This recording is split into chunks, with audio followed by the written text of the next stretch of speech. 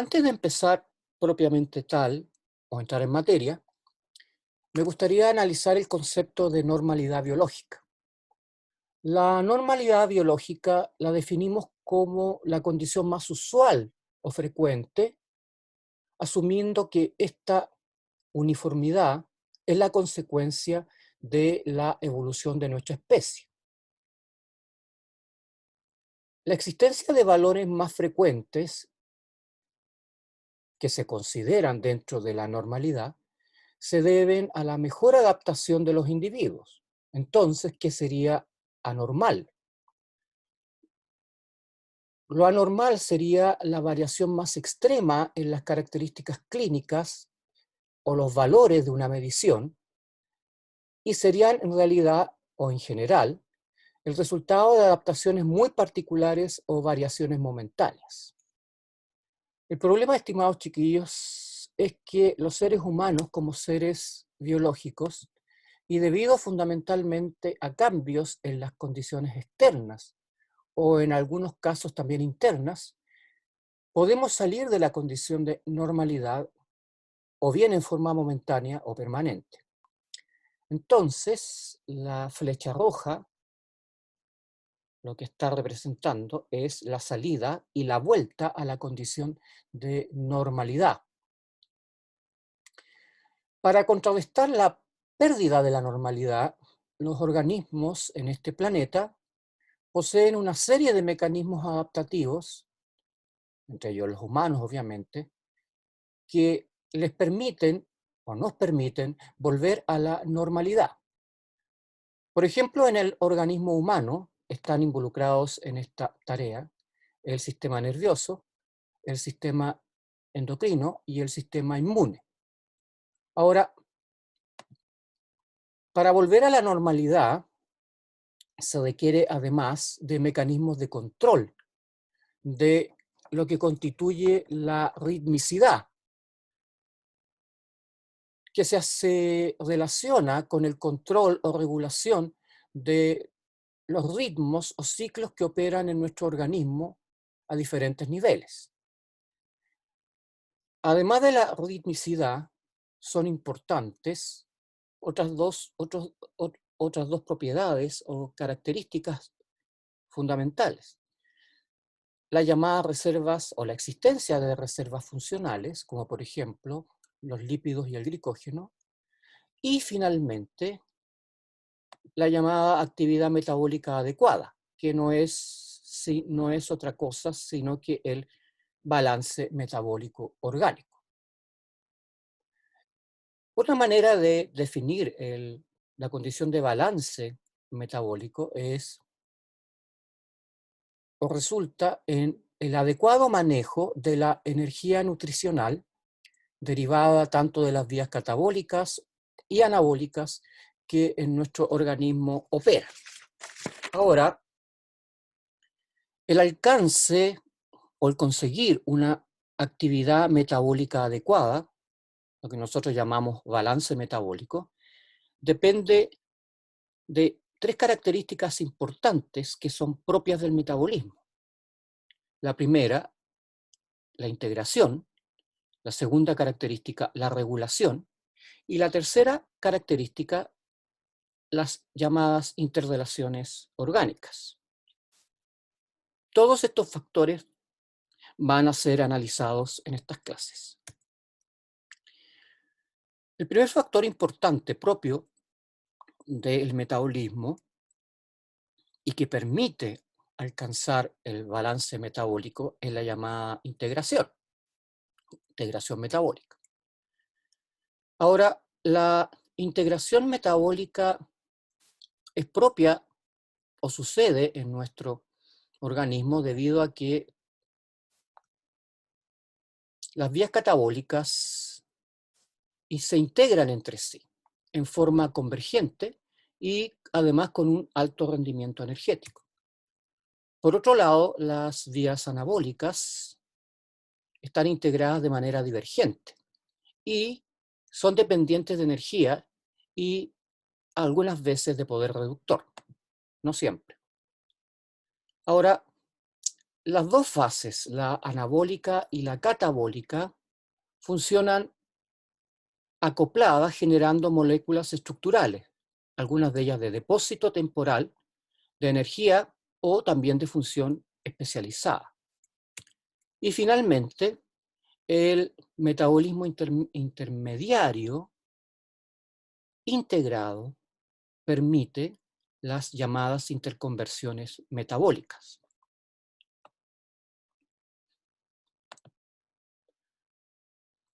Si analizamos la fase catabólica, la propiedad fundamental de esta es la convergencia. Esto ustedes ya lo conocen. Ahora, la fase catabólica puede ser dividida en varias,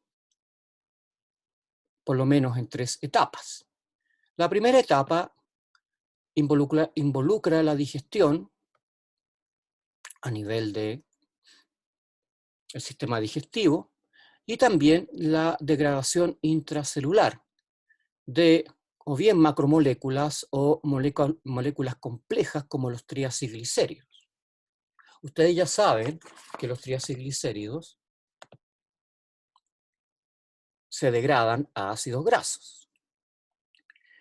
Las azúcares que se encuentran en polisacáridos pueden ser también degradadas finalmente a azúcares monoméricas como la glucosa, metabolito fundamental en nuestro organismo. Las proteínas, que son en realidad polímeros de aminoácidos, también pueden ser degradadas para la generación de aminoácidos libres. Estos 3 tipos de compuestos, ácido graso, glucosa y aminoácidos, en una segunda etapa de la fase catabólica van a experimentar la llamada fase degradativa intermedia. En ella los ácidos grasos se oxidan a acetilcoenzimo A mediante la beta-oxidación, que opera, por ejemplo, a nivel mitocondrial en el hígado. La glucosa puede ser oxidada a piruvato por glucólisis, que fue la primera vía metabólica que ustedes estudiaron en este curso. Y finalmente los aminoácidos pueden ser oxidados a distintos productos finales. Por ejemplo, el acetoacetilcoenzimo A, el piruvato, el acetilcoenzimo A, y además el piruvato puede ser transformado en acetilcoenzimo A por acción de piruvato deshidrogenasa, y el acetoacetilcoenzimo A, que es un intermediario de la beta, por ejemplo, que es un intermediario que aparece en la beta-oxidación, puede ser también oxidado a acetilcoenzimo A. Ahora, los procesos los procesos oxidativos que hemos analizado en esta segunda fase generan fundamentalmente 2 moléculas que tienen enorme importancia a nivel mitocondrial para la generación de ATP. Uno, el NADH, y el otro, el FAT reducido, que a este nivel, por ejemplo, se encuentra asociado a una de las enzimas que participa en la beta-oxidación, una enzima tipo complejo 2, y que puede incorporar los electrones de los sustratos que se están oxidando a un tipo de complejo que tiene unido FAT reducido, y este FAT reducido se transforma finalmente en el aceptor de los electrones. Ustedes saben además que el NADH y el FAT reducido, a través de la oxidación en la mitocondria, les entregan a su vez los electrones a la ubiquinona, y de ahí continúa se extiende la cadena transportadora de electrones. Bien, el acetilcoenzimo A, como intermediario, nos permite la entrada a la tercera parte de esta llamada fase oxidativa final, que constituye la fase catabólica. En esta tercera etapa, el acetilcoenzimo A experimenta una serie de reacciones a nivel del ciclo de Krebs que involucra la generación de intermediarios. El ciclo de Krebs tiene, como ustedes lo saben, tiene por finalidad generar NAD reducido y electrones que a través de la oxidación del succinato pueden ingresar a un complejo tipo 2 que toma los electrones de la oxidación del succinato y los incorpora en FAD reducido. De ahí van a la ubiquinona y de ahí continúan los electrones su marcha a nivel de la cadena transportadora de electrones. Entonces, sin olvidar que los aminoácidos en la llamada fase 2 de este proceso que es convergente y que se refiere, les vuelvo a mencionar, fundamentalmente a la fase catabólica, involucra también la oxidación de aminoácidos. Los aminoácidos, por ejemplo, como el glutamato, una vez que son generados, pueden entrar directamente al ciclo de Krebs por oxidación a través de la glutamato deshidrogenasa o por transaminación. Otros aminoácidos que están involucrados, cuya oxidación está involucrada o ocurre a través de vías específicas, generan intermediarios del ciclo de Krebs, como el succinilcoenzimo A o el fumarato. Cabe señalar que un aminoácido importante como el aspartato puede directamente por transaminación ingresar sus átomos de carbono como oxaloacetato al ciclo de Krebs. Todo esto para generar más NAD reducido y también FAD reducido que mantienen andando la cadena respiratoria, y a través del funcionamiento de la cadena respiratoria y acoplado a este proceso, la ATP sintasa puede producir ATP, que es fundamental para mantener andando los procesos biológicos que operan, los procesos, todo tipo de procesos que operan en nuestro organismo, ¿no es cierto? Sin ATP, las funciones biológicas no se pueden realizar. Esta última etapa, como ustedes ya saben, está asociada a la mitocondria. En cuanto a las vías anabólicas, la característica principal es su divergencia. Y vamos a analizar, por ejemplo, como ejemplo de vías anabólicas, las llamadas anabólicas del piruvato. Si ustedes consideran al piruvato, este puede experimentar una serie de reacciones. Por ejemplo, por transaminación, el piruvato directamente puede generar alanina. A través de su conversión a oxaloacetato y posterior transaminación, se puede generar otro aminoácido, que es el aspartato.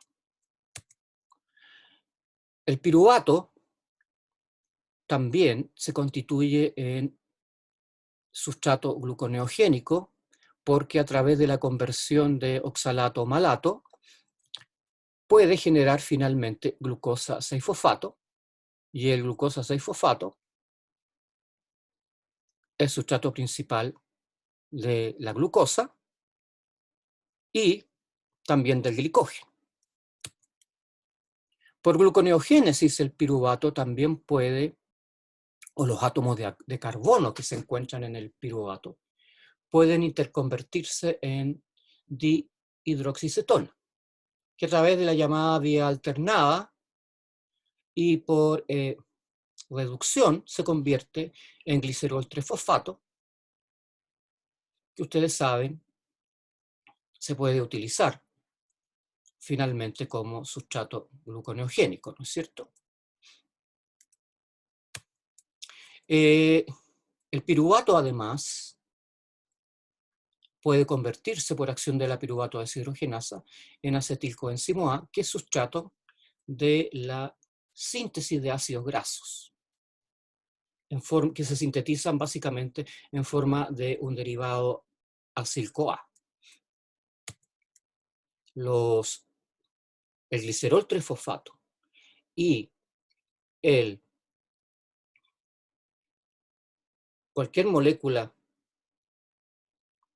que tenga las características de un acilcoenzimo A pueden generar por esterificación triacilglicéridos, los cuales se acumulan o se guardan en el tejido adiposo. El acetilcoenzimo A, además, en primera instancia, los átomos de carbono del piruvato son sustratos para la síntesis de cuerpos cetónicos. El piruvato, además, puede ser oxidado reducido a lactato, y este lactato transformarse también en sustrato gluconeogénico según los requerimientos del tejido. Ahora, otra característica fundamental, pero esta vez asociada a las dos fases, la anabólica y la catabólica, es su acoplamiento, ¿no es cierto? Estas fases, ustedes saben, funcionan acopladas. Entonces, el llamado metabolismo intermediario como tal, utiliza tanto vías catabólicas como anabólicas, que a la larga se acoplan entre sí para funcionar ambas de manera adecuada y cumplir con los requerimientos energéticos que puedan tener los tejidos de nuestro organismo.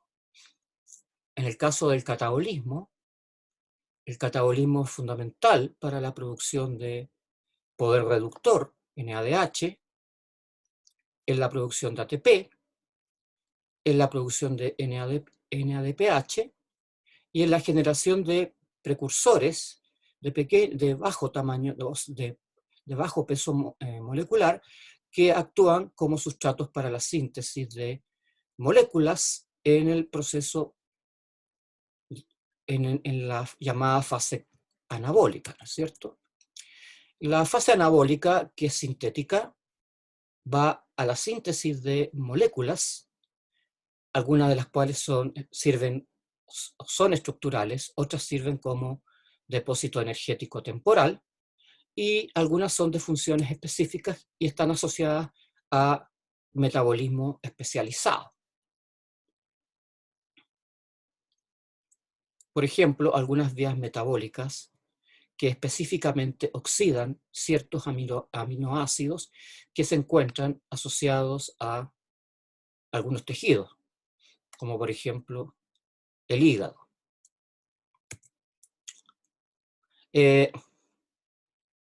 La integración, como les dije, involucraba, y es el cuarto punto el que me interesa, la existencia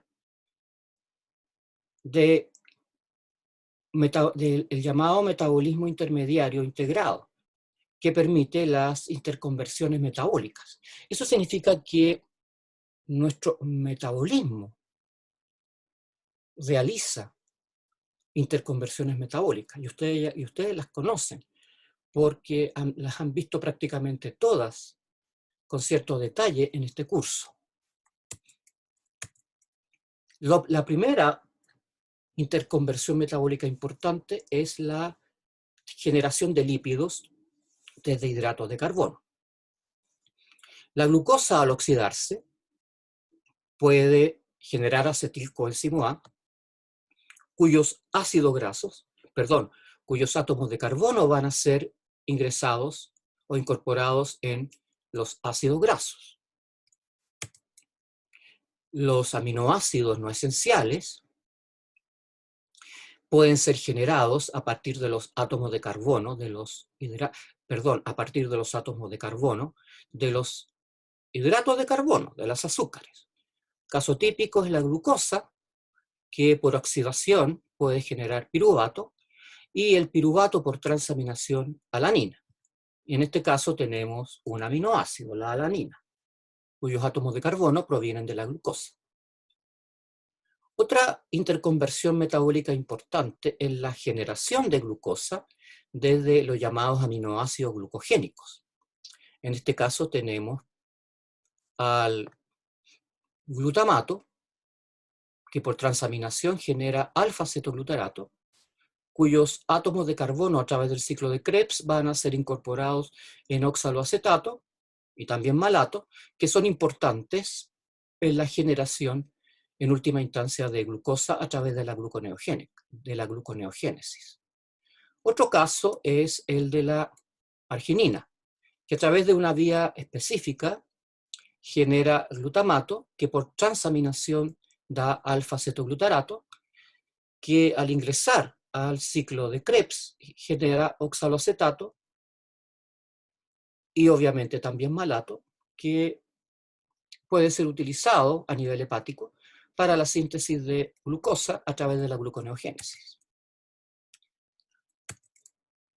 Otra interconversión metabólica muy importante es la generación de cuerpos cetónicos desde específicamente un aminoácido, que es la leucina. La leucina, a través de una vía específica oxidativa, genera acetilcoenzimo A, y el acetilcoenzimo A, ustedes saben que en ciertas condiciones va a ser el sustrato de la síntesis de cuerpos cetónicos a través de la cetogénesis que se realiza a nivel mitocondrial en el hígado.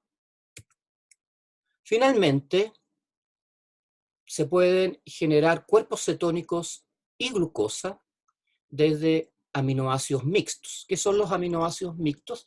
Los aminoácidos mixtos son aquellos que al oxidarse generan tanto intermediarios que pueden ir a la síntesis de glucosa o que pueden ir a la síntesis de cuerpos cetónicos. Tenemos el caso de la fenilalanina. La fenilalanina, mediante una vía específica, genera fumarato que al entrar al ciclo de Krebs se transforma en oxaloacetato que asociado al malato se utiliza como sustrato gluconeogénico.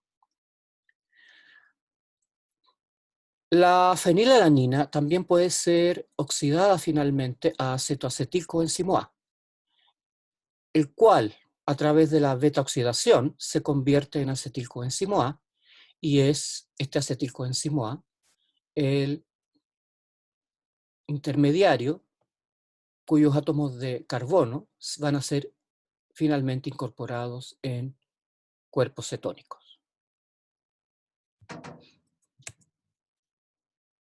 Les dejo a ustedes esta pregunta. ¿Se puede generar glucosa desde ácidos grasos?